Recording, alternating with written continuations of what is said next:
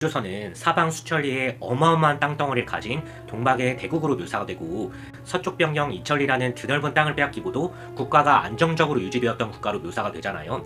이분들은 조선시대 때 대고조선론을 주장했던 권람, 박지원, 이유경 학자님들처럼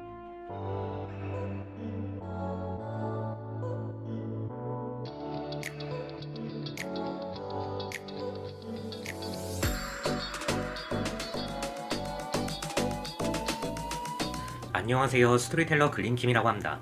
오늘도 지난 시간에 이어서 동일하게 책 한 권을 가져왔는데 바로 윤내원 학자님의 고조선의 강령을 밝히다는 책이에요. 이 책도 되게 좀 흥미로운 내용들이 많더라고요. 그래서 이 책에 대해서 이야기를 해보려고 합니다. 이 책은 이제 세 학자님들이 모여서 집필한 책이에요. 이름만 들어도 알만한 윤내연, 박선희, 하문식 같은 박사님들이 모여서 집필한 책이에요. 이 학자분들이 주장한 고조선은 우리가 알고 있는 통념을 깨고 있는데 이 학자님들은 고조선이 만주 전체와 한반도 전체를 아우르는 거대한 대제국이라고 주장을 하셨더라고요. 그리고 이 넓은 영토를 약 2000년간 유지하다가 내분으로 분열되어 열국시대를 맞이했다고 주장한 책입니다. 굉장히 재밌죠? 오늘은 이 책에 대해서 이야기를 해보려고 합니다.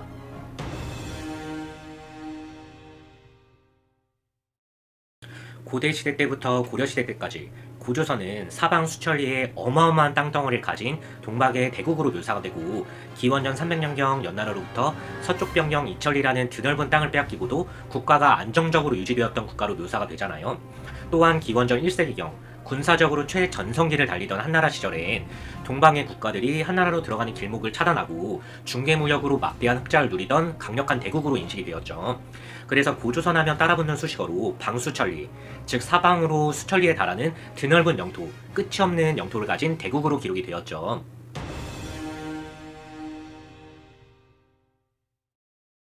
시간이 흘러 조선시대 때 이르러선 기나긴 평화로 인해 역사와 문화, 철학 등이 발전하게 되는데요.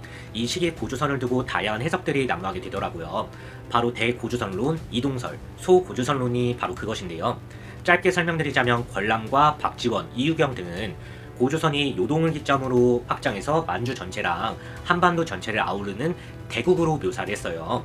즉 권람, 박지원, 이유경 등은 정통적인 삼국유사 속 고조선을 그대로 차용해서 기록했다는 의미고, 이익과 안정복은 요동을 기점으로 팽창되다가 중국의 연나라, 진나라, 한나라 같은 세력들에게 밀려서 한반도로 축소되었다는 주장을 했어요.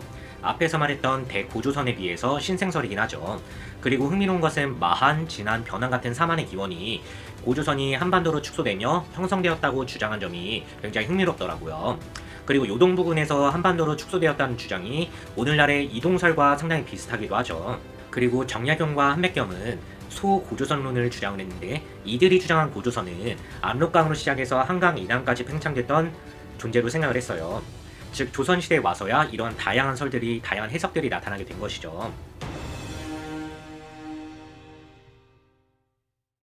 그리고 시간이 더 흘러서 일제감정기 시절 우리나라는 인권과 문화가 탄압을 많이 받았잖아요. 그 과정에서도 우리나라의 역사를 지키기 위해서 스스로 싸웠던 국학 역사가들이 등장을 하는데 바로 신채호, 장동민, 정인모 같은 분들이라고 할 수 있어요. 이분들은 조선시대 때 대고조선론을 주장했던 권람, 박지원, 이유경 학자님들처럼 고조선이 요동을 기점으로 확장해서 만주 전체랑 한반도 전체를 아우르는 그런 대고조선설을 계승한 분들이라고 할 수 있죠. 실제로 이분들이 작성했던 서적을 보면 고조선의 서쪽 경계를 나나나 고려와 부근으로 본다는 점이 비슷했고, 북쪽으로는 이제 흑룡강, 동쪽으로는 바다와 인접했다는 것이 일치했고, 군사력이 강했을 때는 군대를 이끌고 대륙을 침공하고 점령했다는 주장을 하셨던 분들이기도 하죠.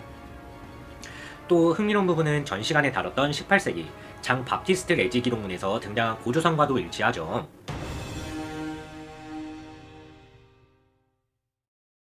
윤내연 학자님이 주장한 고조선은 서쪽으로는 나나에 이르고 북으로는 흑룡강, 아무르강에 이르고 동쪽으로는 우수리강, 남쪽으로는 한반도 전체에 걸친 거대한 제국을 주장을 했어요. 한 가지 특이한 점이 뭐냐면 일반적으로 우리가 부르는 요하, 기존의 이제 기역자 모양을 꺾이는 라오어강이 아닌 더 서쪽에 있는 난하를 고대 요하로 잡고 그쪽으로 동쪽인 요서지역, 그러니까 우리가 요서지역이라 부르는 대릉할대를 고조선의 고대 요동으로 지칭을 하는 난하 요수설을 주장했다는 점이죠. 또한 윤내현 학자님은 삼국유사에 등장한 고조선은 오로지 당군조선뿐이며 기자조선과 위만조선은 오늘날 요서 지역을 분봉받은 거수국에 불과했다는 주장을 했더라고요. 여기서 거수국을 쉽게 설명하자면 종속된 약소국을 말하는데, 굳이 동시대를 예로 들자면 상나라나 주나라라는 거대한 중화 문화권 안에 있는 수백여 개의 나라들이 오늘날 동단위로 쪼개져서 다스렸잖아요. 이것처럼 연나라로부터 침공받아서 이처리를 빼앗겼던 조선은 고조선 전체가 아닌 나나부터 대림하 부분까지 있었던 일부 지역일 뿐이며, 후대에 있었던 위만조선 역시 이 기자조선을 몰아내고 당군조선으로부터 거수국의 지위를 받은 그런 거수국 중 하나일 뿐이라는 주장이에요. 고조선은 단 한 번도 중국 세력과 전쟁을 하거나 대립각을 세운 적이 없다는 그런 거대한 제국으로 주장했다는 점이 흥미롭더라고요.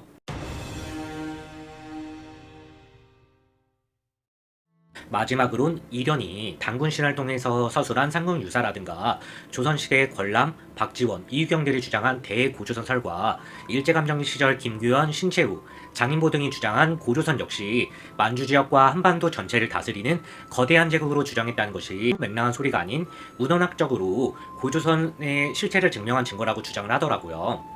그리고 이전 시간에 다뤘던 18세기 장 바티스트 레지가 주장한 고조선의 모습하고도 어느 정도 일치를 하죠. 이러한 주장들이 과거에 찬란했던 그 만주 지역과 한반도를 통틀은 거대한 고조선의 실체라고 주장을 하더라고요. 오늘도 고조선과 관련된 서적 리뷰를 해보았는데요. 고조선 관련된 서적들을 읽으면서 느낀 것은 같은 유적을 보고도 판이하게 다른 해석들이 난무하는구나라는 걸 많이 느끼더라고요. 그렇기 때문에 이 방송을 보고 계신 분들도 하나의 설만 맹신하는 게 아니라 고조선 관련해서 다양한 설이 있구나 정도로 가볍게 들어주시면 감사하겠습니다.